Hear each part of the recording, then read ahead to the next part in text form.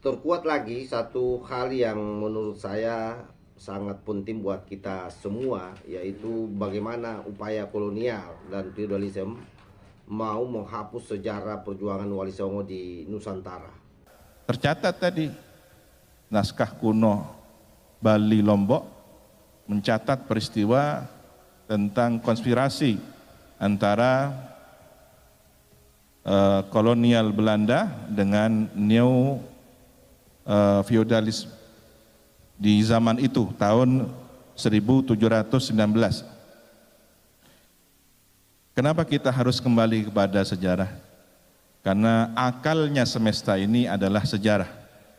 Kalau kita ingin karakter seseorang mengetahui, kita kan perlu melihat kurikulum vitae-nya. Dia sekolah di mana, pendidikannya di mana, sepanjang sejarah dia, riwayat akademiknya dapat kita baca. Ya.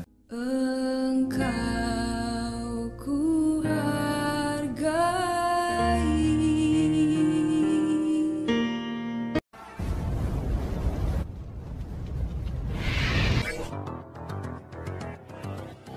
Assalamualaikum warahmatullahi wabarakatuh. Om Swastiastu, Namo Buddhaya, salam kebajikan. Kembali bersama Tolagi 9 dari Butapan Ritalopi Kabupaten Bulukumba. Ada satu video yang sangat menarik saya kira untuk kita simak, di mana video ini memberikan gambaran besar terhadap kita bagaimana upaya mereka menenggelamkan sejarah Wali Songo di negeri ini, dan itu berdasarkan manuskrip kuno dari Lombok dan Bali. Bagaimana video ini yang berdurasi kurang lebih 22 menit, coba kita simak secara bersama-sama biar kita tidak gagal paham. Diupayakan setiap ada video kita nonton secara utuh. Baik jajaran Syuriah maupun Tanfidiyah, seluruh Banom, seluruh tokoh yang hadir pada kesempatan yang insya Allah penuh dengan keberkahan di siang hari ini. Hadirin hadirat muslimin muslimat nahdiyin nahdiyat hafidhakumullahu jami'an. Kita senantiasa berharap dijaga oleh Allah Subhanahu wa taala sihah wal afiat dan membawa iman Islam husnul khatimah. Para masyayikh, para tuan guru, para guru besar dan seluruh yang hadir, beberapa waktu yang lalu saya tidak sengaja menemukan satu artikel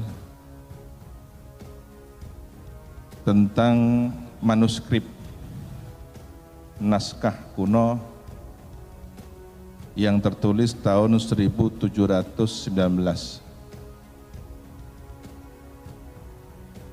Masehi. Manuskrip ini adalah tentang jejaring ulama di Nusantara yang kategorinya menurut Bapak Guruta Ahmad Baso kategori manuskrip atau naskah Bali Lombok. Jadi ada jejaring yang di situ dibagi per zona. Jadi wilayah Jawa, Bali, Lombok, Ternate dan seterusnya hingga Papua yang memetakan tentang jejaring ulama para penerus Wali Songo, khususnya ulama dzurriyyah Rasulullah sallallahu alaihi wasallam. Yang cukup menarik kita pada kesempatan hari ini adalah tentang kegelisahan penulis manuskrip tersebut dengan berulang kali menyebut nama Sunan Giri, nasihat Sunan Giri, bagaimana seharusnya kita menjaga sejarah tentang jasa ulama yang secara khusus disebut keturunan baginda Nabi Muhammad SAW, penerus perjuangan Wali Songo. Di sini kami dapat membaca bahwa jejaring itu sudah terbangun sejak lama, yang kemudian dikokohkan, dilanjutkan kembali di era Hadratus Syekh Kiai Hasyim Asy'ari. Bagaimana beliau sangat rajin murasalah, koresponden dengan para tuan guru, para ulama di sini. Dan tidak heran kalau kemudian di Pulau Lombok ini warga NU-nya cukup banyak, karena memang dari sejarah panjang tersebut kita bisa kembali membaca hubungan ruhani, hubungan tidak hanya secara tertulis, tapi kami yakin beliau adalah seorang arif billah, para wali Allah, kekasih Allah yang saling terhubung ruhani mereka. Dan keberkahannya kita rasakan pada hari ini. Alhamdulillah. Apa yang menarik dari manuskrip tersebut? Tentang, boleh dikata kong kali kong, atau konspirasi antara neo-feudalisme dengan kolonial waktu itu untuk menghapus sejarah perjuangan para ulama pewaris perjuangan Wali Songo Dzurriyyah Rasulillah. Seakan kejayaan teritorial Nusantara ini tanpa ada jasa mereka. Nah, kalau kita pernah dan sering mendengar slogan jas merah, ya kita punya jas hijau. Jangan sekali-kali melupakan jasa ulama, sejarah ulama. Nah, ini yang harus terus dikawal oleh Nahdlatul Ulama. Dan boleh jadi konspirasi itu dalam bentuk yang lain di masa-masa yang akan datang. Entah bernama neokapitalisme yang kemudian menawarkan pariwisata, menawarkan investasi di tanah kita sendiri, yang pada akhirnya kita harus mengkhawatirkan tidak menjadi tuan di tanah sendiri. Wal'iyadzubillah, semoga terhindar dari hal tersebut. Dan ujung tombaknya sekali lagi harus kita sebagai penerus, pelanjut, dan pengkhidmah perjuangan para ulama tersebut. Mengingat bahwa sejarah pintu masuk peradaban Islam di Nusantara ini adalah perairan, pantai, ya, sangat terbuka sekali. Hal yang negatif pun terbuka, yang positif pun terbuka. Oleh karena itu, apa yang menjadi pesan, nasihat Sayyidul Jadd almarhum al-Mafullah Ya Haji Raden As'ad Sabsu Arifin, beliau pernah berceramah sekali waktu dalam versi bahasa Indonesia di khalayak ramai seperti di stadion begitu, dan dokumen ini cukup viral di media sosial. Ada yang versi berbahasa Madura tanpa diketahui di mana beliau berceramah. Yang kami ingat semasa kecil dahulu, insya Allah para alumni juga mengingat bahwa beliau seringkali mengumpulkan para santri. Sekali waktu tokoh-tokoh teras dari PBNU, dari Jakarta, tokoh negarawan, para politisi dihadirkan untuk memberikan wawasan kebangsaan kepada para santri dan masyarakat luas di Situbondo. Apa yang beliau kisahkan, ternyata ini menjadi dokumen yang sangat penting. Dalam bahasa Madura beliau menyampaikan, engkau ki enak lembek, kok ki kanak mereng debuna para kiai sepuh. Saya ingat kecil dulu, semasa saya kecil dahulu, saya mendengar pembicaraan para sesepuh dari kiai-kiai. Nah, ini diduga beliau mendengarkannya semasa mondok di Syekhona Khalil Al-Bangkalani, karena di usia antara 7 hingga belasan tahun. Pernah juga beliau di Kiai Imam Tengkina. Nah, antara dua pesantren itulah beliau masa kecil hingga remaja berada di bimbingan tarbiyah para ulama al-amilin, al-arifin. Syekhuna Khalil seringkali didatangi para tokoh-tokoh ulama nasional. Sebelum tahun 24 ya, tahun 20-an pernah ada 60 ulama berkumpul di Surabaya menyampaikan kegelisahan ketika itu tentang fenomena yang ini sangat diduga kuat produk impor. Jadi Islam yang sengaja didesain oleh penjajah, oleh kolonial untuk menghancurkan akar keagamaan di Nusantara ini. Mereka dilarang untuk berziarah kubur, mereka dilarang untuk tawasul, mencium tangan para ulama, tabarukan, dan seluruh ritual tradisi yang sangat identik dengan Nahdlatul Ulama hari ini. Kegelisahan itu tidak kemudian menemukan solusinya sampai 44 ulama bertemu di Bangkalan di Kiai Muntaha kalau tidak salah ingat. Nah, disitulah mungkin Kiai As'ad mendengarkan para sesepuh dari ulama berkisah adanya tulisan naskah kuno. Lagi-lagi ini manuskrip ya, karena kita sangat kehilangan tokoh-tokoh manuskrip. Padahal kalau melihat peradaban sastra di awal itu, bagaimana kemudian para pelajar dari berbagai agama di Nusantara ini, baik di Tanah Jawa, di Bali, di Lombok, belajar menulis pegon. Bagaimana kemudian mereka menerjemahkan Bismillahirrahmanirrahim dengan sang sekerta Ono Coroko. Jadi tradisi tulis menulis, tradisi keilmuan ini mewarnai kehidupan para ulama, para dai-dai kita di masa itu.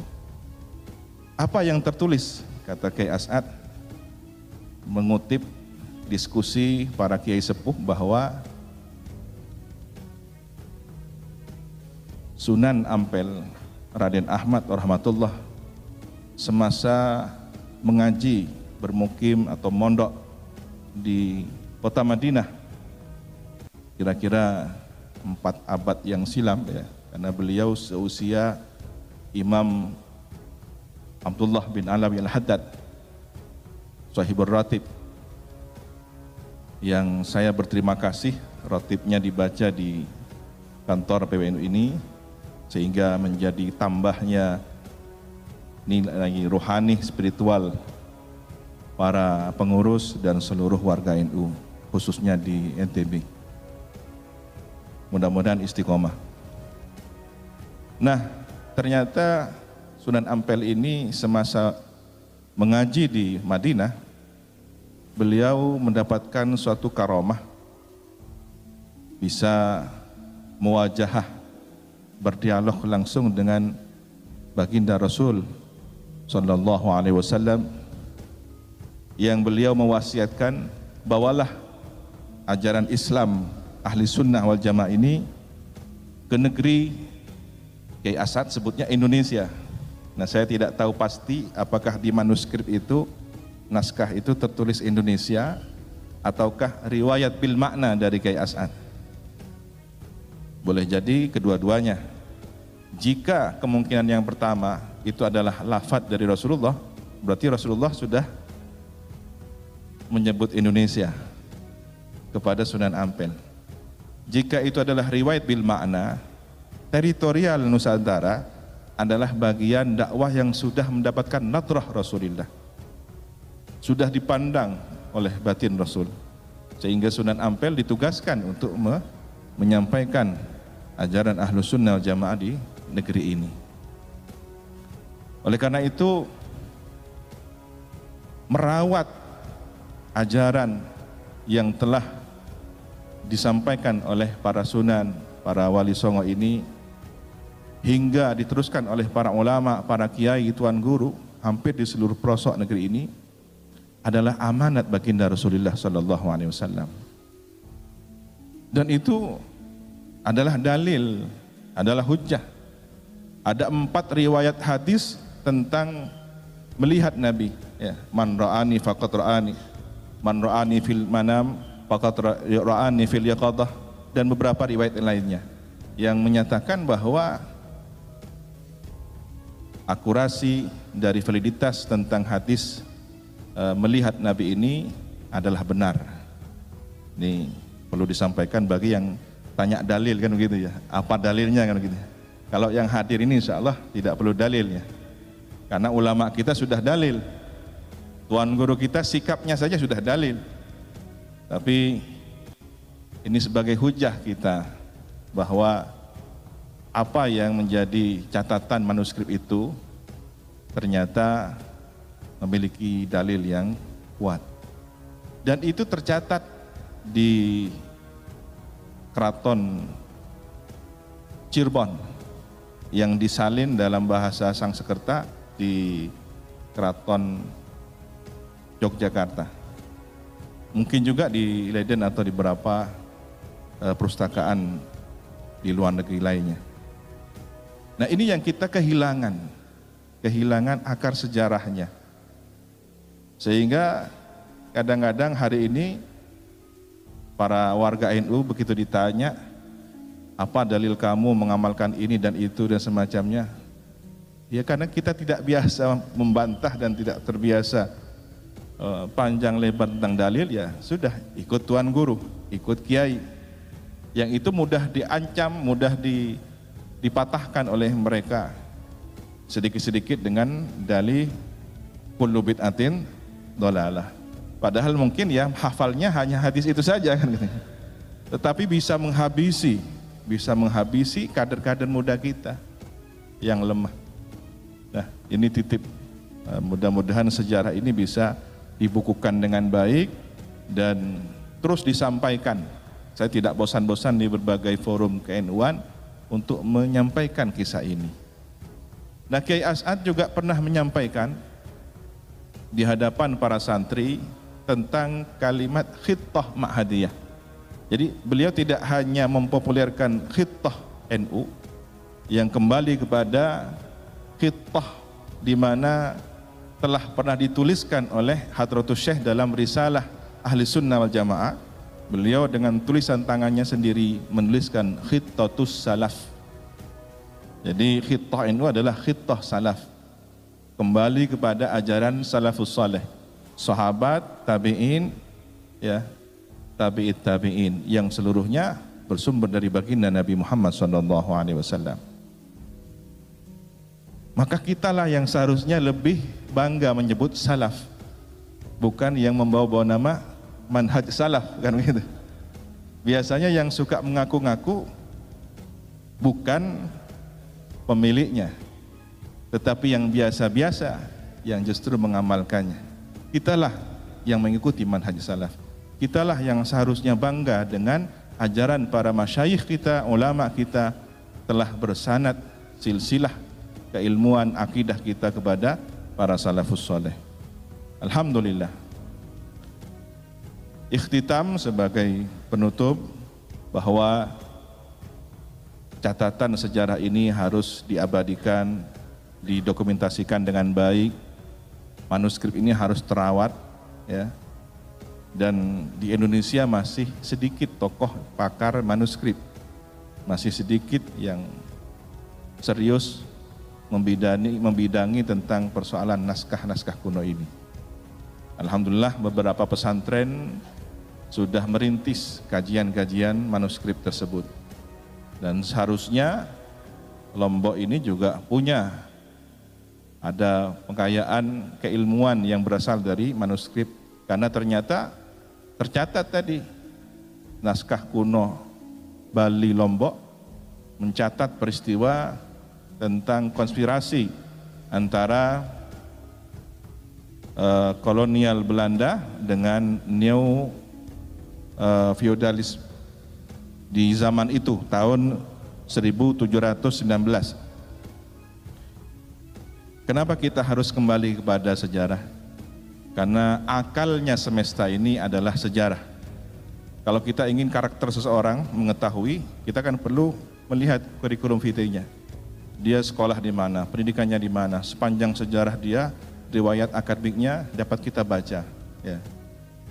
Sehingga apakah nanti akan menjadi pengurus NU yang benar NU, atau pernah mau jadi Muhammadiyah tapi gagal kan gitu ya. Ini.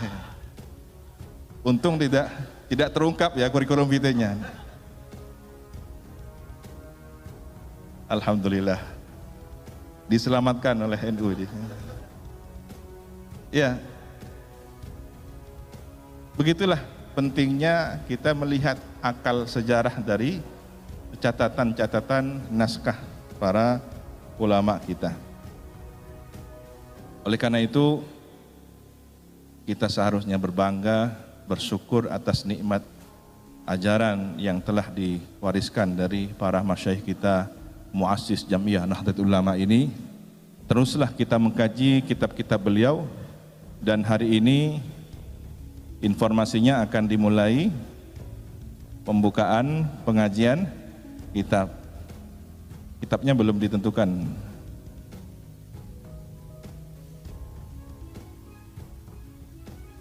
Barakallahu fikum. Nah, Masya Allah.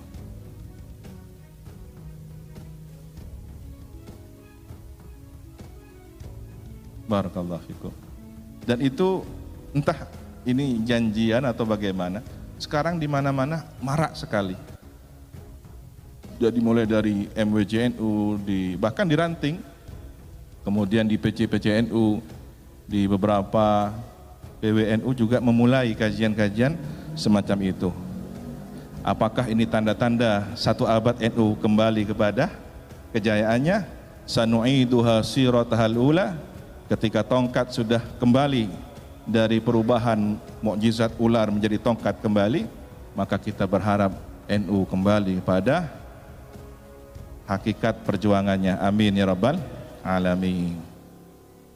Alhasil, marilah kita menjadi pengkhidmah. Kalau dulu guru kita, orang tua kita membawa tongkat dan tasbih, maka hari ini kita membawa Nahdlatul Ulama sebagai organisasi perjuangan yang memiliki nilai spiritualitas seperti tasbih dan nilai organisasi seperti tongkat. Barakallahu fikum wa dumtum fi khairin. Al-afwa minkum. Allahumma hdina siratal mustaqim. Wassalamualaikum warahmatullahi wabarakatuh.